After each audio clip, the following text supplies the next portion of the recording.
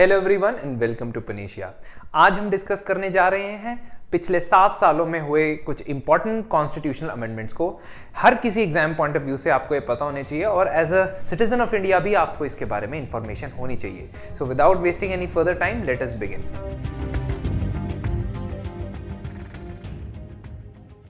सबसे पहले हम शुरुआत करते हैं साल 2014 से।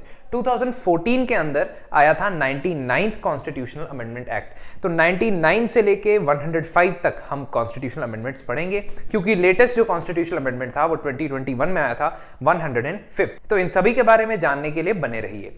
99th अमेंडमेंट में क्या हुआ था, पार्लियामेंट ने एक लॉ पास किया था, कॉन्स्टिट्यूशनल अमेंडमेंट एक्ट पास किया था, जिसके तहत उन्होंने सुप्रीम कोर्ट और हाई कोर्ट के जजेस को अपॉइंट करने के लिए एक कमीशन बनाया था। उस कमीशन का उन्होंने नाम रखा था national judicial appointments commission, NJAC। आमतौर पे सुप्रीम कोर्ट के जो जजेस होते हैं और हाई कोर्ट के जो जजेस होते हैं उनकी अपॉइंटमेंट कॉलेजियम सिस्टम के थ्रू की जाती है। और ये कॉलेजियम सिस्टम के अंदर जो सुप्रीम कोर्ट के चीफ जस्टिस और 4 सीनियर मोस्ट जजेस होते हैं वो रिकमेंडेशंस भेजते हैं to the ministry of law, और मिनिस्ट्री ऑफ लॉ के पास जब रिकमेंडेशंस आती है तो वो उसको एक्सेप्ट करना ही पड़ता है। They have to accept the collegium representation. इसको थोड़ा सा बैलेंस करने के लिए, यानी कि जुडिशरी और एग्जीक्यूटिव को इक्वल पावर्स देने के लिए एक कमीशन बनाने की बात कही, जिसके चेयरपर्सन रहेंगे चीफ जस्टिस ऑफ इंडिया और बाकी के 2 मेंबर्स सुप्रीम कोर्ट के सबसे सीनियर मोस्ट मेंबर्स, सबसे सीनियर मोस्ट जजेस रहेंगे। एग्जीक्यूटिव की तरफ से लॉ एंड मिनिस्ट्री के जो मिनिस्टर होंगे, minister of law and justice, और 2 eminent persons that will be nominated by any other committee. तो मतलब टोटल इसमें 6 मेंबर्स रहेंगे। जो 2 मेंबर्स एमिनेंट पर्संस हैं उनको नॉमिनेट करने के लिए एक कमेटी होगी, जिसमें chief justice of India, prime minister और लोकसभा के लीडर ऑफ ऑपोजिशन शामिल रहेंगे। ऐसा कुछ प्लान बनाने की कोशिश की थी और 99th कॉन्स्टिट्यूशनल अमेंडमेंट एक्ट से यह प्रावधान लेके आने की कोशिश की, मगर 2015 के अंदर सुप्रीम कोर्ट ने 4th जजेस केस के अंदर इसको अनकॉन्स्टिट्यूशनल ठहरा दिया और यह कहा कि यह सुप्रीम कोर्ट की इंडिपेंडेंस के खिलाफ है। वो इसलिए क्योंकि अगर 3 मेंबर्स एग्जीक्यूटिव के हैं और 3 मेंबर्स जुडिशरी के हैं, तो अगर जज को अपॉइंटमेंट करने की जिम्मेदारी आपने देनी है तो वो जुडिशरी की खुद की होनी चाहिए, ऐसा सुप्रीम कोर्ट का कहना है। और एग्जीक्यूटिव का इसमें कोई रोल नहीं होना चाहिए, 0 रोल। तो इसलिए हम देखते हैं कि ये अमेंडमेंट हुआ तो सही, लेकिन ये इंप्लाई या अप्लाई नहीं हो पाया।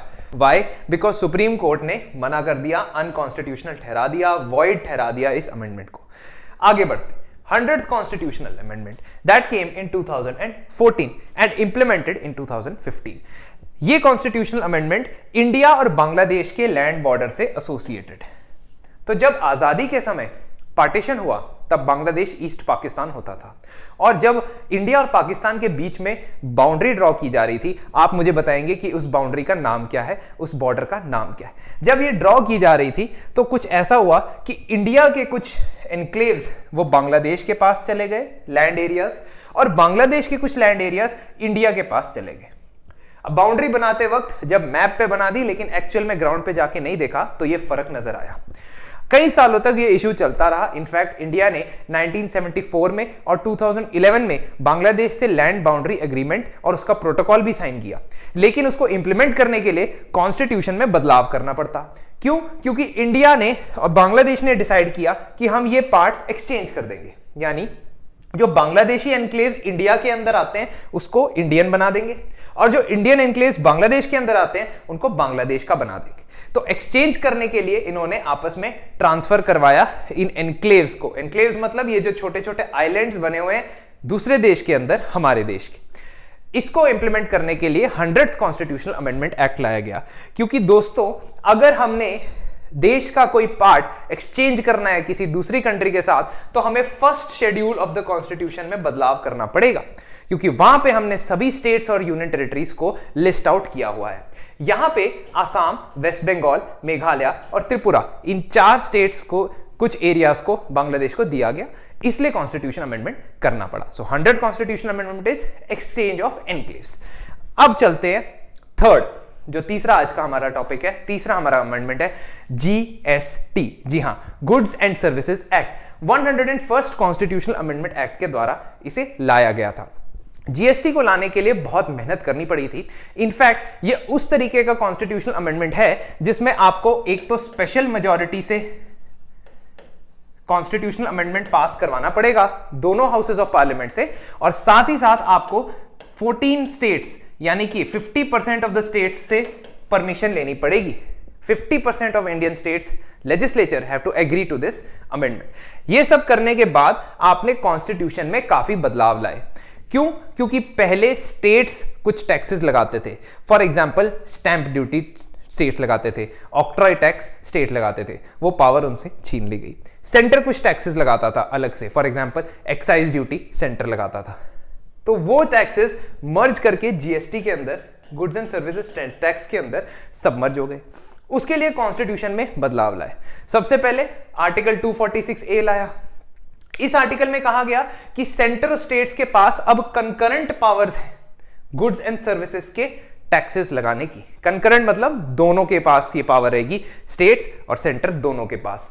इंट्रा स्टेट ट्रेड यानी कि स्टेट के अंदर, एक राज्य के अंदर जो व्यापार चल रहा है, ट्रेड चल रहा है, वो सेंटर और स्टेट्स दोनों की ज्यूरिसडिक्शन में आएगा।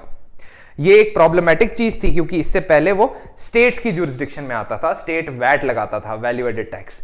अब सेंटर और स्टेट दोनों, तो सीजीएसटी और एसजीएसटी ये दोनों लगेंगे। और इंटर स्टेट ट्रेड यानी दो या दो से ज्यादा स्टेट के बीच में जो व्यापार होता है वो सेंट्रल गवर्नमेंट के पास रहेगा सिर्फ और सिर्फ। और इसके ऊपर क्या लगता है? IGST, integrated goods and services tax. तो सबसे पहला change 246A। Change number 2 269A। Inter state trade के लिए यह बोला गया कि जो टैक्स होता है, मान लीजिए मैं महाराष्ट्र से गुजरात में कोई चीज बेच रहा हूं तो उस पर आईजीएसटी का एक कंपोनेंट लगता है। That can be 9%, 15%, 9%, 14% depending on क्या टैक्स रेट डिसाइड किया गया है। ये सारा का सारा टैक्स जो इंटरस्टेट ट्रेड का होगा वो सेंट्रल गवर्नमेंट कलेक्ट करेगी और सेंटर और स्टेट्स के बीच में इसके प्रोसीड्स जो हैं वो डिस्ट्रीब्यूट किए जाएंगे। और डिस्ट्रीब्यूशन कौन से रेशियो में करना है ये कौन बताएगा? GST council. तो एक और जीएसटी काउंसिल नाम का अमेंडमेंट भी आया जो 279A के अंडर आता है। जीएसटी काउंसिल को इसलिए बनाया गया था ताकि एक कॉन्स्टिट्यूशनल बॉडी बनाई जाए जो ये डिसाइड करे कि कौन से आइटम पे, कौन से प्रोडक्ट पे कितना जीएसटी लगेगा। ये भी डिसाइड करना कि कौन से टैक्सेस जीएसटी के अंदर सब्ज्यूम होंगे, कौन से नहीं होंगे। ये डिसाइड करना कि पेट्रोलियम और अल्कोहल जो अभी तक जीएसटी में नहीं है उनको जीएसटी में कब लाया जाएगा। ये सारे फैसले जीएसटी काउंसिल पे छोड़ दिए गए। जीएसटी काउंसिल के मेंबरशिप स्टेट्स और सेंटर के बीच में डिवाइड है। तो जो चेयरपर्सन है वो यूनियन फाइनेंस मिनिस्टर है और बाकी सेंटर की तरफ से मिनिस्टर ऑफ स्टेट यानी यूनियन मिनिस्टर अगर होते हैं वो भी मेंबर इसके हो सकते हैं। वाइस चेयरपर्सन की जो पोस्ट है वो स्टेट फाइनेंस मिनिस्टर की होती है। सारे स्टेट्स इसमें पार्टिसिपेट करते हैं तो किसी भी एक स्टेट के फाइनेंस मिनिस्टर को इसका वाइस चेयरमैन बना दिया जाता है और सभी स्टेट्स के फाइनेंस मिनिस्टर जीएसटी काउंसिल का मेंबर होते हैं। जीएसटी काउंसिल की खास बात यह है कि आपने सेंटर को 1/3 वोटिंग पावर दी हुई है और स्टेट्स को 2/3, और यह डिसीजन कोई भी तभी ले सकता है जब 75% ऑफ द वोट्स किसी डिसीजन के फेवर में हो। कहने का मतलब ना तो सेंटर अपने आप से कोई डिसीजन ले सकता है यहां पे, ना स्टेट्स ले सकता है। तो जीएसटी काउंसिल कोऑपरेटिव फेडरलिज्म का बहुत अच्छा एग्जांपल है और ये सारी चीजें जो ऐड की गई थी वो 101st constitutional amendment act of 2016 से आई। 102nd, अब हमारे 4th अमेंडमेंट पे चलते हैं। 102, ये commission national commission for backward classes 1993 में ये ऑलरेडी एक लॉ के तहत, कानून के तहत बनाया गया था, इसलिए इसको स्टैट्यूटरी कमीशन कहा जाता था। लेकिन 2018 में इस कमीशन को कॉन्स्टिट्यूशनल बॉडी का स्टेटस दे दिया गया, यानी संविधान के आर्टिकल नंबर 338B में इसको मेंशन कर दिया गया और तब से national commission for backward classes एक कॉन्स्टिट्यूशनल बॉडी बन गई। इसके अलावा आर्टिकल 342 जो हमारे कॉन्स्टिट्यूशन का आर्टिकल है जिसमें सोशली एजुकेशनली बैकवर्ड क्लासेस की अनाउंसमेंट की जाती है कि कौन सी क्लासेस ओबीसी के अंदर आती हैं, उसकी पावर ऐसा उसमें बोला गया। इस अमेंडमेंट में ऐसा कहा गया कि प्रेसिडेंट में specify the backward classes in various states and UTs in consultation with governor of the state concern. यह स्टेटमेंट प्रॉब्लमैटिक हो गई और इसकी वजह से हम आगे 105th अमेंडमेंट में देखेंगे कि इसका और 102nd का आपस में क्या लिंक है। तो 102nd, 105th they are interlinked. तो आगे क्या लिंक बना ये हम आगे देखेंगे। 2019 में आया 103rd कॉन्स्टिट्यूशनल अमेंडमेंट एक्ट। इसके तहत इकोनॉमिकली वीकर सेक्शन नाम की एक कैटेगरी बनाई गई और उस इकोनॉमिकली वीकर सेक्शन को आर्टिकल 15 और आर्टिकल 16 के तहत गवर्नमेंट एजुकेशनल इंस्टीट्यूशंस और गवर्नमेंट जॉब्स के अंदर रिजर्वेशन प्रोवाइड की गई। ये रिजर्वेशन थी 10% और ये economically weaker sections will be apart from schedule caste, schedule tribe और ओबीसी। तो ऑलरेडी जो इन तीनों को रिजर्वेशन मिल रही है उसके अलावा 10% ईडब्ल्यूएस के लिए सीट्स रिजर्व होगी। कहां पे रिजर्व होंगी? एजुकेशनल इंस्टीट्यूशंस, चाहे वो प्राइवेट हो चाहे वो गवर्नमेंट हो, और गवर्नमेंट एम्प्लॉयमेंट या पब्लिक जॉब्स में। साथ ही साथ इकोनॉमिकली वीकर सेक्शंस के लिए कुछ क्राइटेरिया भी दिए गए।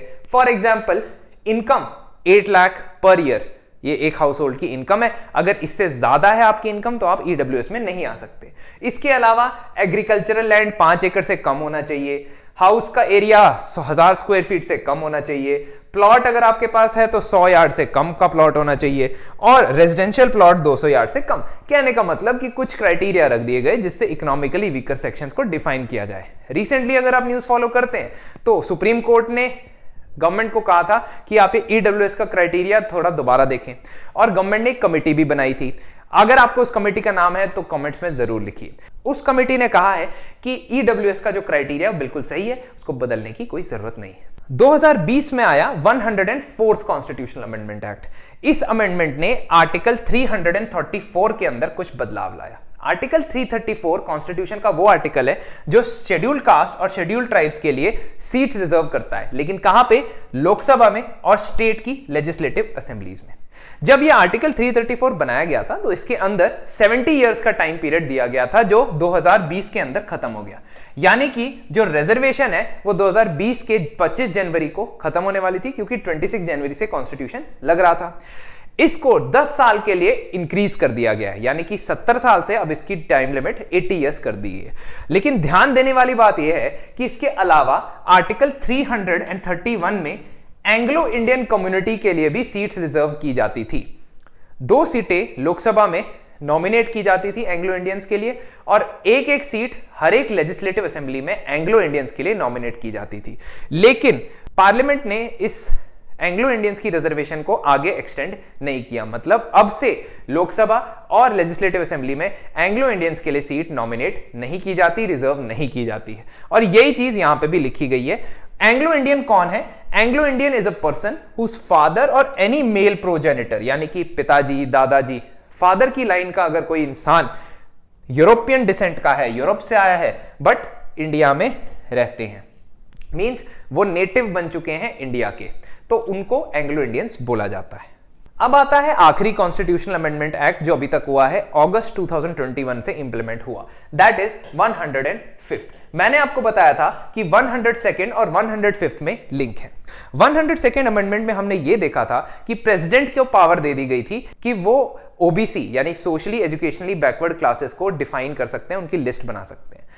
इसकी वजह से सुप्रीम कोर्ट ने जो मराठास को 16% रिजर्वेशन महाराष्ट्र की स्टेट गवर्नमेंट ने दी थी उसको खारिज कर दिया था, यह कहते हुए कि महाराष्ट्र ने अपने लेवल पे, स्टेट लेवल पे मराठास को ओबीसी डिक्लेयर किया है, जबकि कॉन्स्टिट्यूशनल अमेंडमेंट जो 102nd हुआ है उसमें लिखा है कि सिर्फ प्रेसिडेंट डिक्लेयर कर सकते हैं ओबीसी। सुप्रीम कोर्ट की नजर में यह अंडरस्टैंडिंग बनी कि सिर्फ प्रेसिडेंट डिक्लेयर कर सकते हैं ओबीसी को, लेकिन इसको क्लैरिफाई करते हुए सुप्रीम कोर्ट की जजमेंट को निगेट करने के लिए 105th कॉन्स्टिट्यूशनल अमेंडमेंट एक्ट लाया गया।